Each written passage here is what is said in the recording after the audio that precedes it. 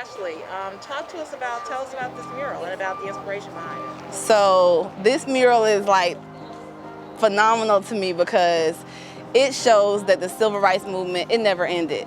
And what we have here is at the bottom, we're gonna have all the black and white figures are 60s and 70s protesters from Atlanta. I found photos all over. I talked to a historian and she gave me lots of different ideas and different pictures to look at. Then I also have a neighbor of mine, her name is QRI, it's Cree. She's one of the lead protesters for the colleges, so she's at Georgia State, and she's also a radio host, so we put her in there and we told her to bring us some photos. I need photos of current protests since Trayvon, all the way up to now, and we're putting them inside the 60s movement. So I wanted them to see that, you know, our generation just looks a little different, but we still fighting for some of the same things. You know, we still don't have the access to the things we need access to. And these women are, you know, such a powerful influence. Some of them are living, some of them are in the community. And I really wanted to show that, you know, when you're talking about civil rights and social justice, you're talking about all avenues. A pandemic, pan means every area of society. So we have educators up here, we have entrepreneurs, we have Miss Lottie, who was a real estate agent, but not just a real estate agent, she was a mogul. You know, she would be considered a mogul. She would be the Oprah of her time for Atlanta. You know, so much that she's funded so many movements, and people don't know what her face looks like. So today we had probably 45 girls out here from 8 to 25, and basically we went over the history behind these people, why they're up here. Why is Hattie Watkins up here? Because she was a mother of 3 boys. We have so many mothers who have raising their boys by themselves. She actually influenced him to be the community person he is. You know, he's not just a funeral director. He's much more than that, you know. And this is what we really have to hone in on when we talk about black economics. You know, black economics, we're talking about all the different facets. These are mothers. These are Maynard Jackson's mother over here. She integrated the library. We have Woody Pearson. People don't even know Woody Pearson. She studied under Marva Collins. Most people didn't know about Marva Collins. I told the girls today, look her up. She was before KIPP, before Condesi, before these charter schools, it was Marva Collins. And they were challenging her on could she get those kids to pass the test. They were outdoing the other schools, and people don't want to talk about it. But she studied under her, and she started her own one here in West End. And for me, it makes me proud. Like, there's times when I come out here and I'm like, you know, I don't even know these women, but personally, but for me, it makes us feel like these are our aunties, these are our grandmothers, these are the people that I want to be like. When we had the majorettes out here today, they're like excited. They're trying to come back next weekend, you know? So that's what it means. So talk to me about your process. My process, so. Artistic process and practice. It's always about community for me. You know, I'm working on another one now where I'm literally going door to door. You know, have my mask on and I'm saying, hey, you know, you live here. How long have you lived here? What would you like to see here? You know, who is in the community that people don't know, that they should know? And absolutely, like on my last mural on Dill Avenue and at the Atlanta Music Project, I focused on an somewhat elderly couple in their late 60s probably, or early to I'll say 60s. And they are, you know, 2 people, the Hopkins. You know, he's a mailman and she is a voter rights powerhouse. You know, she's small, she's about 5'5", but she's a powerhouse. She makes sure everybody in the neighborhood is voting. She makes sure everybody's straight. You know, who is that? Who, you know, this is what we got to get back into. We got to understand that community is family. And that's just how I was raised, you know. When I grew up when I was young in New Orleans, and that is my process. It's community, because you have to kind of have that, I got your back, I got your back. You know, these people over here got your back, these people over here got your back. You know, Abby with Gay Sister Growers, I've been working with her since 2011. So she had some of her Gang Sister Growers out here helping us paint, out here keeping a watch on us. You know, for me, it makes me feel good to know that there's such thing as community now, because we're in an age where people are, everybody's focused on myself. It's me, I'm gonna come up. I got to come up. But for me, if my babies don't come up, that's the teacher in me. If my kids don't come up, then what's the point of me coming up? You know, for me, that's how I feel.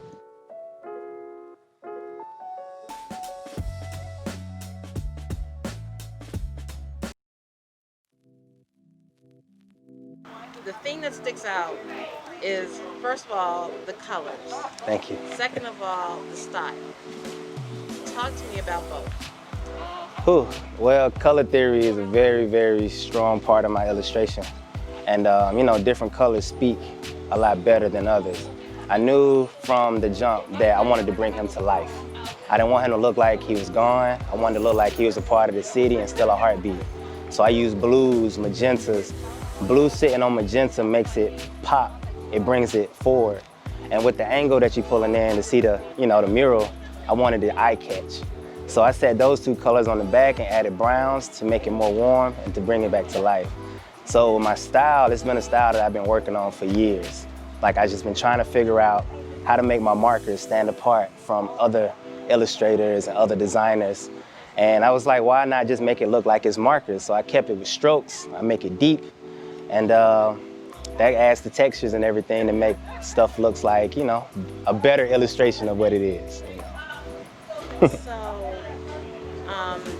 in order to kind of bring him to life, I mean, because I understand that you only have the black and white photos. Yeah. There's not many photos of Reverend Art No. available. So, what was the process that you went through to like really connect with him in order to give us such a vivid display? Whew, that's a great question.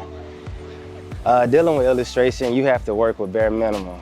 And I like that because it allows the artist to add his own creativity to it.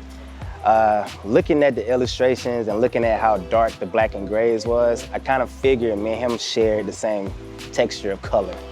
So I was, you know, I look into my own skin, I see oranges, I see reds, I see like pinks, I see more than just brown. And so it was very easy trying to figure out exactly where I needed to move with them. But also I'm have to thinking about it in a painter standpoint of them building up layers and them creating a mural. So I kind of stayed close to maybe 5 to 6 different colors, but most definitely just looking at myself as a person, you know, that's how I connected with them because, you know, we're both brothers, so that was the easy part. What kind of research did you do on him? Oh, many Google searches and also looking up Martin Luther King searches of the group of people that he had with him during the march and during his rally. And it actually gave me a lot more information on what I needed to know, even connecting with Miss Deborah Scott.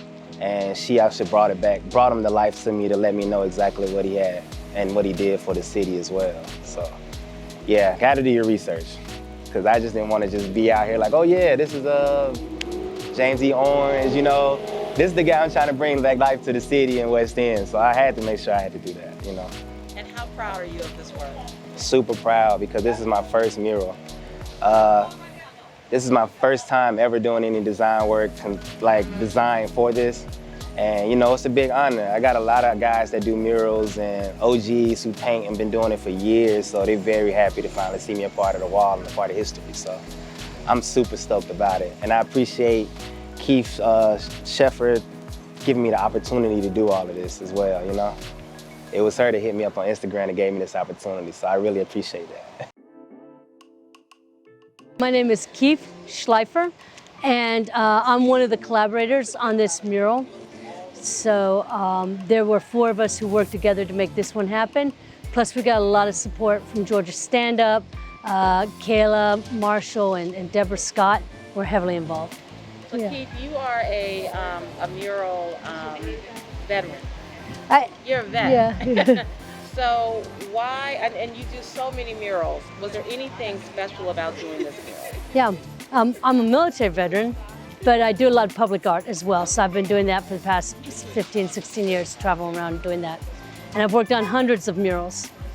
However, this is the first mural I've ever done that was a tribute to somebody who I actually knew and somebody I had the privilege to watch and be around and learn from.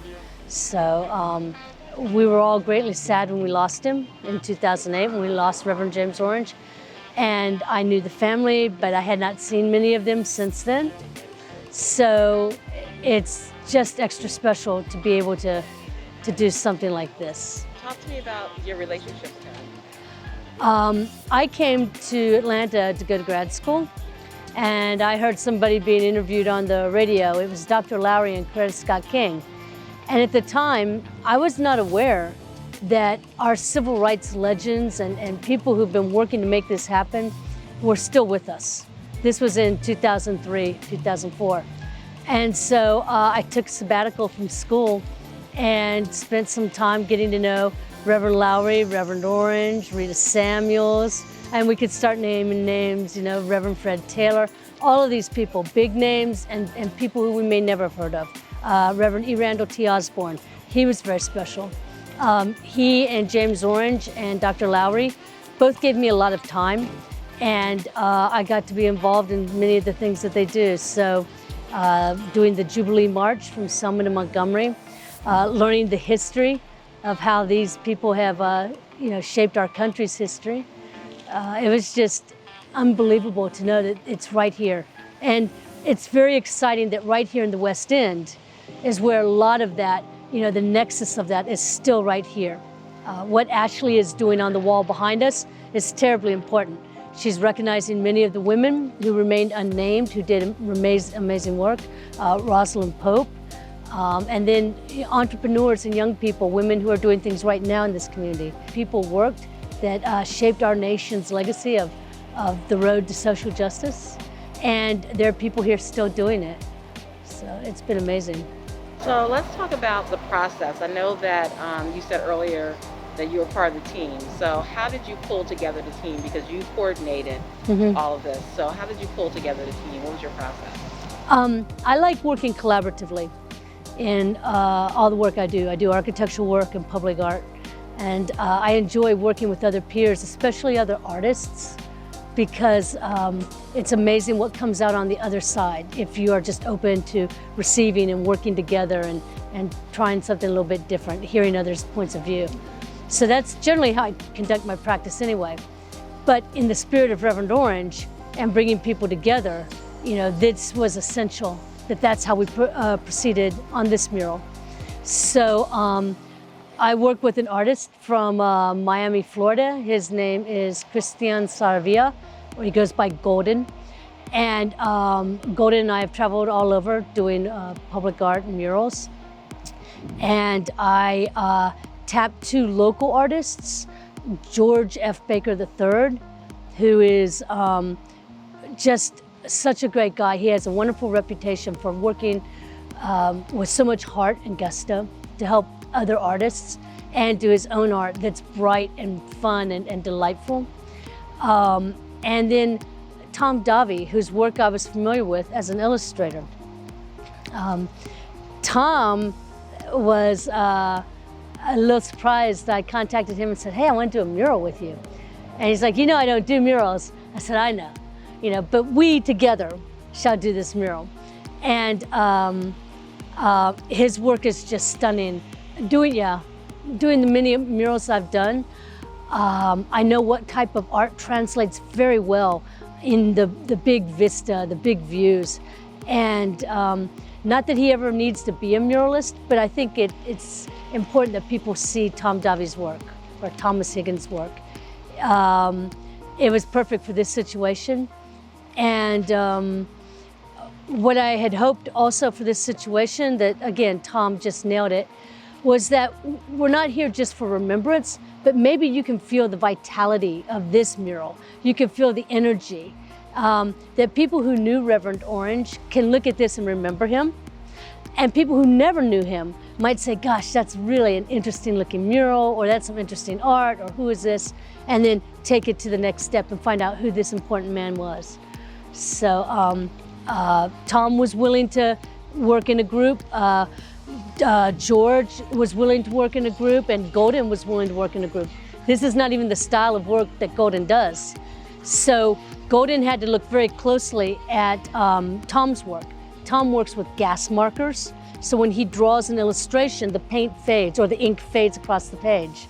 Golden works with an opaque medium of this spray paint or bucket paint, but it doesn't fade and spread like that. So Tom Davy is an illustrator, and his drawings are usually about this big. They're relatively small. The pictures he drew for this mural were about 10 to 12 inches tall. These walls are 20 feet tall. So we had to really get his work much larger to bring it up. And he works with what's known as gas markers. So gas markers bleed and fade onto the work. And Golden, who did all the painting of the faces and the images here, he had to learn how to paint with an opaque paint, but give it the appearance that it looks like a marker. We really wanted to celebrate Tom's work. So here was 4 of us coming together, and this time we're gonna lift up Tom's work. We're gonna show you Tom's work. He's not a muralist, but his work is beautiful on a mural. So each of us worked to highlight that. So Golden designed the stripes that kind of come on and off the wall to kind of make it look like this mural wasn't just painted flat and here's like a just flat mural. That maybe Tom came out here with big markers and just started marking and drawing it. He had to paint with these solid opaque paints, like I mentioned, and try to bleed them together. So Golden had to deconstruct how Tom thinks about an image and how he constructs it and draws it. When you work in a medium such as Tom, you think about the white space that's left, because his work is going to bleed into those spaces. So he's so skilled, he can draw with a marker that will do that, but he can control it to a degree.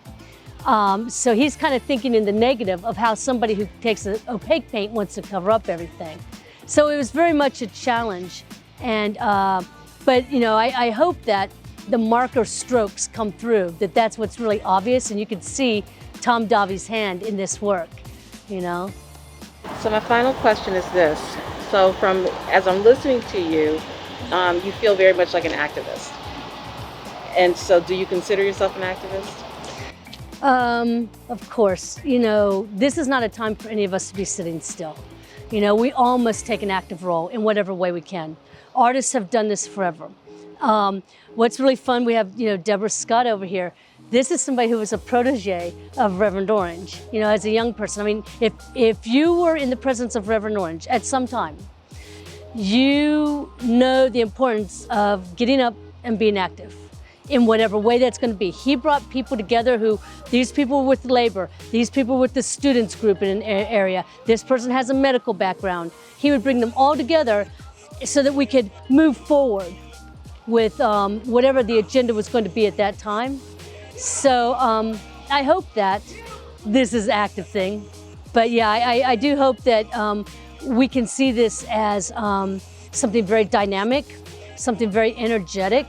You know, Reverend Orange would like us to continue on. You know, we've got a big mission on November 3rd and prior to November 3rd. Then a lot of work to do after November 3rd. So, you know, hopefully these type of things bring a lot of interest, bring a sense of pride, and have us doing that, so.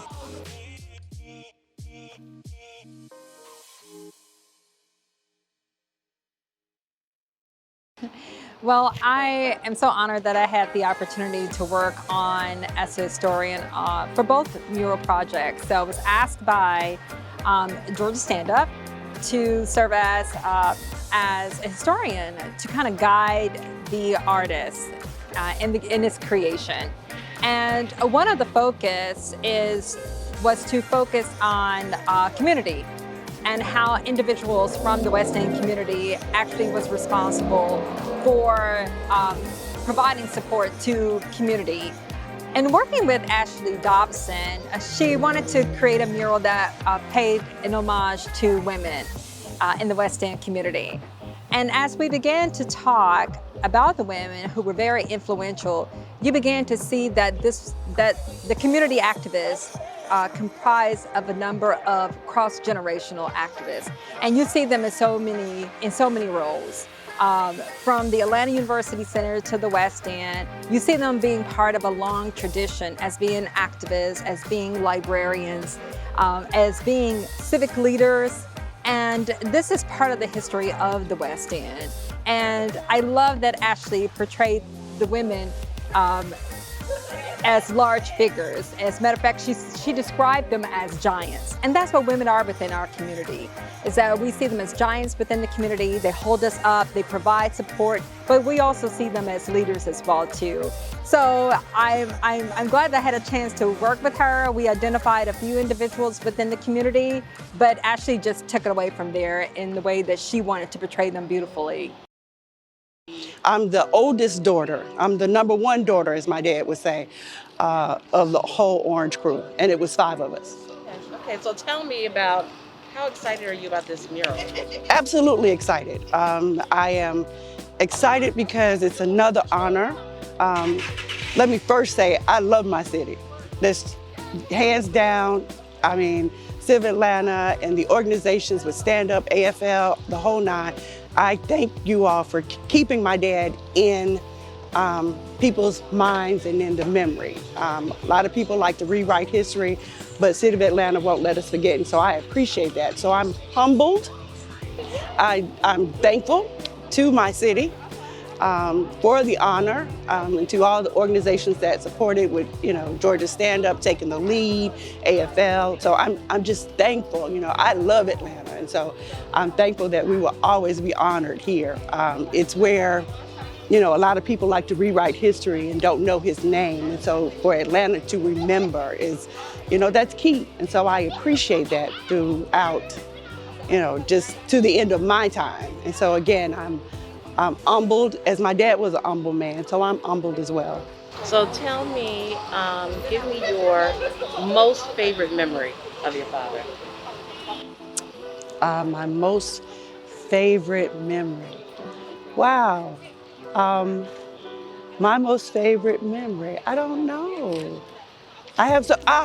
My most favorite memory. I went to school in Vermont, and of course at the guise of our local ambassador, Andrew Young. So I went to school in Vermont, and my dad is a touchy, but not really a touchy. He wasn't a touchy. And when he and my mom got ready to leave to come back, I hugged my mom. I'm good, I'm strong, I'm not crying. And then he said, come here. And I was like, what? You wanna hug me too? And when he hugged me, he said, I never left you this far away before. And when he hugged me, oh my God, I'm getting full thinking about it. When he hugged me, I stayed in my room for the rest of the day because, my dad left me in Vermont. And of course, I went to that one spot in Vermont and thinking nobody knew him. Lo and behold, he found friends in Vermont, so, couldn't escape that at all. Yeah. So, and then the final question is this. What do you want people in Atlanta to know about your father? I want them to know he was a bridge builder, and he crossed all kinds of lines. He believed in unity amongst everybody. My dad could go to a Christian, a Baptist church, a Muslim mosque, a Jewish temple, and bring everybody together, a Buddhist. My dad would I remember once upon a time when he had the Hare Krishnas come and bless my grandmama's house, who, Lord, and she was one of the most devoted Church of God in Christ, so that was a little strange for her. So he was a bridge builder. He believed in young people. He believed in young people. Deborah Scott, Melanie Campbell, all of them, Abel Mabel, I couldn't stand them. Now I'm thankful for them because they took my dad, but now I'm thankful for all of them. And all of them are doing very well. And I'm so very proud of all of them. I am just so happy today because this culminates almost a lifetime. I arrived in Atlanta in 1983, and one of the first people I met was Reverend Orange, and he called us. He called us on campus and said, hey, Lita, and I answered. And so he's been a mentor of mine for my entire life since I literally came to Clark. And the West End is so important to me because my first job in Atlanta was right here at West End. I met my daughter's father right here in West End. I shopped at Goodwill a lot, particularly in college. And so to have it on this building is just iconic. And then really part of what our role at Georgia Stand Up is to really try to build the generational gap. We're a think and act tank for working communities, and we work in communities, particularly communities of color, and particularly communities that have been hard hit by the economy, have been left out of what's happening in the world. We want to make sure that we equalize the playing field in these communities. So this is a perfect place to do so, because you have the bridging of the gap between the old and new, between men and women, between young and old. When we're out there at the protest with these young folks, I'm just so incredibly proud of them. However, sometimes they don't have some of the history that we have. So I see myself as a bridge between the generation of Reverend James Orange and Reverend Lowry to this new generation and folks that are my daughter's age, so that we help to kind of bridge the gap between the two. Part of what we're trying to do is to have living, breathing history. History was just not made in the 60s. It's made every single day in this country. And we want to celebrate young people of all ages and people of all ages who have made a difference in the world. So this mural represents that. But on both sides, I love the fact on the other side we have these powerful women that are just larger than life. And on this side we have Reverend Orange, who wasn't really a tall man, but he was just so big in stature. So I'm excited about these murals. I'm excited that Reverend Orange is larger than life, and that when people walk by and they say, hey, leader, they're saying, who is he and why is he calling leaders forth? And so that message from the 60s, 70s, 80s, when I met him, to the 90s and 2000s, that young people will see that they're called leaders as well, and it will resonate with them. I often ask Reverend Orange, why did he call us a leader? And then how did he know I was going to be a leader? And this is like 20 years after I've known him. And he says, you know what? I said leader to everyone. It's not everyone that answered, right? So it was those that answered the call, that spoke to them. It was that little voice in them that said that I am somebody and I can make a difference in my own way. So he organized us. I'm so happy that we're able to bridge this and to bring this to life. I'm excited about working with these tremendous artists. They were just wonderful to work with. But then really, the community coming out here, celebrating it, thanking us for doing it, and recognizing them that this is a place of beautiful art right here in West End. So we'd like to see more of these. We're looking forward to partnering with the City of Atlanta even more to do more of these all over the city, but particularly paying attention to West End and the legacy residents of West End. So I am so glad that we elevated Reverend James Orange and the women of West End. Okay, so talk to me about why is this election so important? This election is, we always say, one of the most important elections in our lifetime, but I really do believe this election is one of the most important elections in our lifetime. And we have deadlines coming up. October 4th and 5th, we will be back out here in West End registering people to vote. That is the deadline. On Tuesday, this coming Tuesday, is National Voter Registration Day. We want to make sure everyone gets registered to vote, checks their registration, and actually has a plan to go out and vote. Like literally know the date that you're going to go and early vote if you can. And if not, do an absentee ballot and drop it off at a drop box. We thank you, but we know we need people to exercise their right to vote. So we want to say, stand up and vote.